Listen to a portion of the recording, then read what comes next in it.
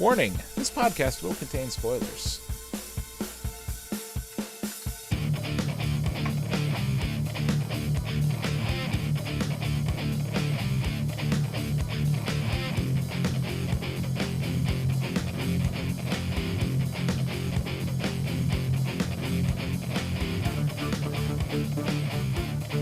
Hello everyone, and welcome to the As Seen on TV podcast for Doctor Who Season 9, Episode 8, the Zygon Inversion. I'm your host, Cleo, and with me I have Erica. Hi. Hello, what's up? Let's say, just for the help of Nathaniel Lopez and everyone else out there watching, this is not the actual episode of the show. This is a review podcast. We're so fake. And we are so fake. Okay, with that out of the way. With that over and done with, I really like this episode. I think this is this two-part little, story arc is my favorite so far. Yeah, this half was probably one of my favorites of this season, which has been pretty good so far. Mm-hmm. This, I've been telling everybody I talk to that, Season 9 Capaldi is much better than Season 8. So if you didn't like 8 for whatever reason, watch 9. And this episode is kind of the turning point where he's finally, like I saw online, he finally had a scene where no other doctor could do it better than he did. Yeah. So it was like, that whole rant about war and everything, that was just like, that's why you watch Doctor Who, Yeah. It's about time he had a long epic speech. Tennant had how many? All of them. They've all had like their fair share of really epic speeches. The one that pops to mind for 11 is the Pandorica when he's yelling from Stonehenge at everyone. I love that. Yeah. So the thing that I found in the beginning of the episode most curious was that Osgood figured out that Clara was alive before the Doctor. I was trying to figure out why the Doctor didn't think of it sooner. That Clara was alive. I don't know. See, it was just kind of like at the end of the last episode, it's kind of a twist about like, okay, Clara's actually a Zygon, not actual Clara. But then it's like, I don't know, the biggest thing I got from that whole thing was when Osgood was trying to pass off that all the rules have changed now, and you don't actually know how Zygons work. I do, and this is the truth. Yeah. No, you're just telling him that to make him think. That's not true. That's not like honest. It's just, I don't know. I don't like the whole thing of oh well, now we don't need the humans anymore. They can just be dead. It's like, no, you still need a reference copy, Yeah. But that might be true that once they've copied, they don't need the human anymore. That might be true. I don't know if there was any definitive evidence that it wasn't true. Or that it was either way, true or false. I don't know. Because it's just one of those things where it's like, it makes more sense to her to throw off the Doctor than it does to suddenly, change the biological facts of this alien that we've known for 50 years, Yeah. Well, a lot can happen in 50 years. Right. But the reason I think that it could be true that they don't need the humans to keep the form is because Bonnie had no problem. Like, she would have killed Clara if Clara lied.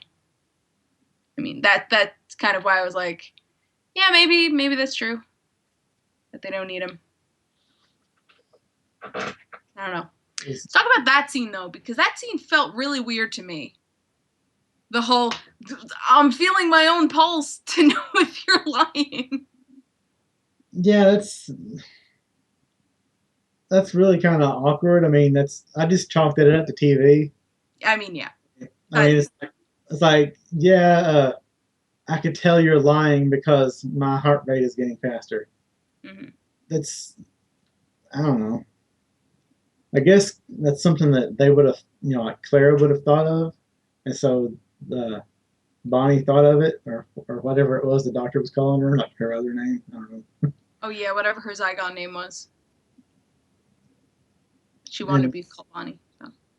yeah, and it was like, it was kind of cool to watch Clara control the Zygon Clara through like watching that TV, and then like like forcibly changing the aim of the rocket launcher just by moving her own hand.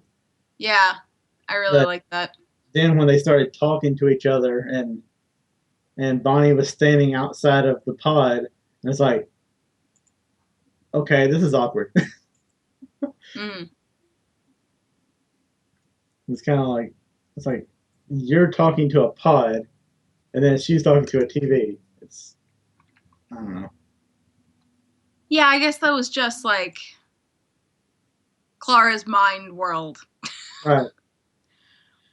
But yeah, because Bonnie was just looking at like an asleep face, like she was just talking to an unconscious person. Yeah. So that was a little weird. It's like, I could kill you. It's like, well, you can open that pod up, and then she wakes up. So, yeah. Yeah. Bitch, I'd like to see you try.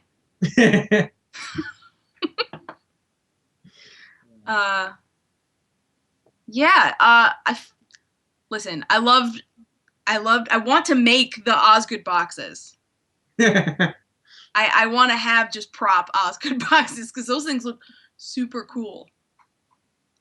That had to have had some forethought by the Doctor, because the whole rebellion's trademark of truth or consequences. Yeah. And then they open up the box, and the two buttons are labeled truth and consequences. It's like, wait a minute, how did It's like this. Yeah, that was something I thought about. It's like, how did he know, or was that just like the most coincidence that there has ever been on Doctor Who? No, that was intentional, but yeah, who knows if it was some kind of reference to the past or what, Mm-hmm. Because they did make a whole deal about that city being named Truth or Consequences. So yeah, but did the Doctor know about that city? Because I remember. Not that I know of. Beforehand? Sounded surprised by it, but I don't know. Yeah. I remember him being surprised about it too. Because if he didn't know about it and when he made the boxes wrote truth or consequences, that's the biggest coincidence ever. Like, obviously from a writing standpoint, they did that on purpose, but in the world of the characters, it's like, how did that happen? I'm trying not to metagame that. It's like, I know that it made plot sense to do that, but it was more like, they made this box back when the first thing happened. When the Osgoods were made, basically, and so how would they have known unless they were told that that's just a phrase used by Zygons or something? I don't know. Who knows? Oh, maybe. But listen, it's our job to metagame. Yeah. Well, I'm trying to figure out in the plot, like, I don't know. It's just weird. Yeah, no, I freaking love the boxes. I love when it's like, I now know why it's called the Osgood box. There are two of them. Right. I like that explanation. She's like, yeah, I could tell you why it's called that, but you'll find out when you see it. It'll be much funnier when you find out. Oh, it's because there's two of them. And I also like that it's not just because there are two of them. It's because there are two of them, and you can't tell the difference. Yeah. Because the difference doesn't matter. I love that whole scene where he's, the Doctor's just trying to convince Bonnie to basically not be a little teenager, Yeah. and he's just just going off on her. Mm-hmm. And I don't know why. I don't think they ever really. I don't think they'll even really explain it other than it's the Black Archive. But they had that thing from the enemies that Ashilda wore to project the dragon Yeah. was Yeah. behind them. And it was like in the shot prominently, like on display. And it's like, Yeah. okay. And they didn't make a reference at all to it. No, they didn't say anything, but they were in Unit, right? And Unit They were in keeps the Black weird. Archive, where Huh? all that. So they were in the Black Archive where all that stuff is. So it wouldn't have been out of place. It's just Yeah. kind of cool. Or maybe it's just sort of hey, this might come back later. Maybe, Product placement. keep Yeah. this in your mind. It's not going anywhere. Then Clever set design. yeah. Then at the very end, he's like, the woman's like, well, now that we know there's nothing in the box, it's not really, that big a deal to us anymore. We can't just forget it. He's like, well, you've said that 15 times now. That was so funny.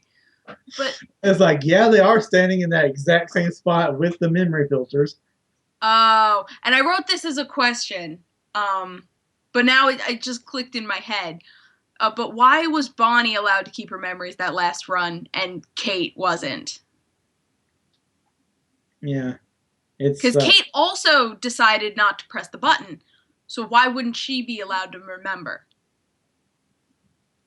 Because they were, I think it's mainly because they were trying to teach Bonnie how to be a decent human. Listen, I think Kate could have used that lesson too. Well, yeah, but Kate's kind of got that Lethbridge Stewart angle to her, Yeah. That, do it because I think it's the right idea, not because it might be the best. Yeah. Yes, that's true. Yeah. But yeah, I realize now that all the 14 other times, I bet Bonnie pressed the button, and that's why they reset. Yeah, click. And the 15th time was the time Bonnie didn't press the button, so that's why she got to keep her memories. Why did nothing happen? Hell. Yeah, exactly. But she still figured out that the box was empty. She just she still chose not to press the button. Right. She even went to the Hive computer or whatever and was like to the Zygon command. It's like, you're fine, you're safe. Yeah, and the way she says you're safe is like, I couldn't tell what she was feeling. I thought it was kind of odd because she killed the Zygon command, the two little girls. Yeah. And she became the Zygon command, and then she's talking to the Zygon command. So maybe she never killed them. Or maybe she put a new command. I don't know. Who knows? It's. Mm-hmm. Yeah, there was just something I couldn't put my finger on when she said you're safe. I think it was just her finally, mentally releasing the control. Like, it's actually over for real, Yeah. Yeah, and it's also kind of the look where she might not be 100% happy. But I don't know, because she chooses to be the second half of Osgood at the end. So maybe she is satisfied in that it's over. Yeah.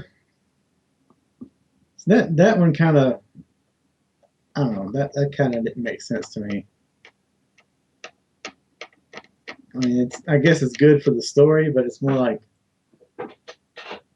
like, oh, well, I need someone to be now, and I can't be Clara, but I can be Osgood. Yeah. Yeah. Well, I think because Clara is such a individual. Yeah. And Osgood having the two halves becoming like sisters and almost, mixed identities. She changed from being just one person to being the duo Osgood, and I don't think she's ever felt quite right being on her own. Yeah. And Bonnie's looking for, after all this rebel stuff she's done, is looking for a new purpose. So I think, and Osgood's more of a an idea, like a concept than a person. So having the other half of Osgood back is a symbol more than anything. So yeah, and it gets me. It gets me that the Doctor just kept asking which one she was. Well, I think that was kind of a prompting to her more than anything. Like, which one are you? I'm Osgood. No, but really, which one are you? Because, and he even told her, it's like, stopped them before they came into the Black Archives. Like, I need to know which one are you? Because if you're the human, you're gonna be okay. But if you're the Zygon and she pushes that button and all the Zygons dissolve, well, you're dead. I don't care if you don't want to believe it or not, you're dead. Yeah, but the Doctor knew that there was nothing in the box. Yeah, but he's trying to keep that fantasy alive. I guess, but even after everything was done, he still asked which one she was, and I think that the whole point, and even the point of the Doctor's whole speech, is that it doesn't matter. Right. The side doesn't matter. The outcome's always the same. And I find it weird, I guess because the Doctor's always curious, and he always has to know. He always has to be the smartest person in the room. So that's probably why he kept asking. But I was just like, that's not the point, Doctor. That's not the point. And I wonder, will it ever matter? Probably not. Maybe. I don't know. It's kind of, they kind of make it a point to, like several of the points and the concepts and everything. They kind of point out that she's the human one. Yeah. It definitely seems like she is the human one. Because I mean, if you think about it, the entire concept of the Osgoods and the duo and everything is one human, one Zygon. Mm-hmm. So now we have two Osgoods again. Two Zygons. That doesn't work, really. So, well, I also think that if and I believe it is the human Osgood that survived, but if it was the Zygon Osgood, so that there are technically two Zygon Osgoods, it doesn't really matter because the original Zygon Osgood has just accepted so much of the humanity from the original Osgood that I think the point is that it doesn't matter. Yeah. You got anything else to say about this episode? It's a lot of spunk in this episode. Yeah, I don't know. I can't really say enough how much I enjoyed that whole speech about war and everything. It just, aside from like going back and just like reciting it word for word, it's like that's the kind of stuff why I watch Doctor Who, really. Yeah. And I hope to see a lot more of that kind of stuff. Yeah. It's just really the Doctor being badass, And it's also it's the Doctor being badass, which happens a lot. But it's also the rare moments where the Doctor is self-analytical and he's like, yes, I was at war. I did terrible things. I fucking hated it. You should learn from me and don't do that.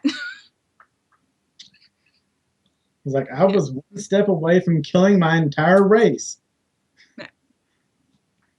I totally understand what you're going through. Mm-hmm. Yeah. Let's see here.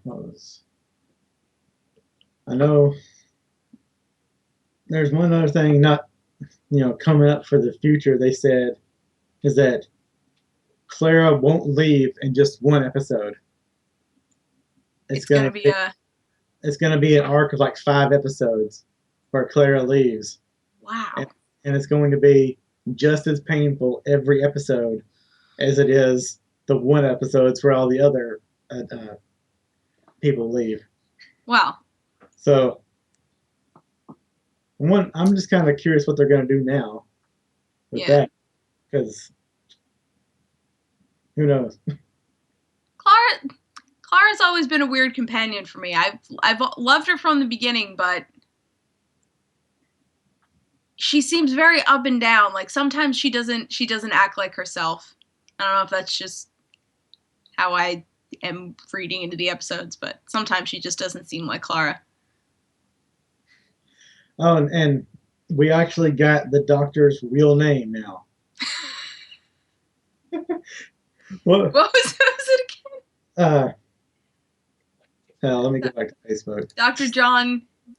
No, not Diego. No, because I know I posted it on there. His name is Basil Disco. Basil Disco. Dr. Basil Disco. That is not his real name, actually, but No.